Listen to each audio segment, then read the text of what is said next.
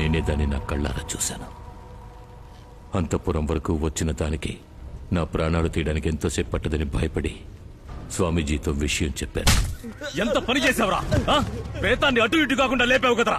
రేపేదైనా జరగడం జరిగితే పూజలు కుమ్మే కారణమని దుమ్మెత్తి పోస్తారా? నేను కొట్టి చంపేస్తారా? స్వామి ఆపండి, ఆపండి. కొంచెం ఓపిక పట్టండి, వీడిని వదిలేయండి. దాన్ని ఏం చేద్దామో చెప్పండి. మనం వేస్ట్ చేసే ఒక్కో నిమిషము భయం వేస్తోంది.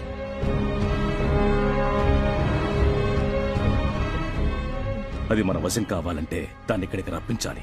అందుకు ఒకే ఒక్క దారి. నేను తను కలవడానికి వేరే దారి కనిపించలేదు. ఏదో కోపంలో కొట్టాను నాన్న.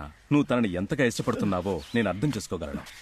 జమీందారు గారికి సంబంధించి తను చనిపోయింది. తను తిరిగొచ్చి నీతో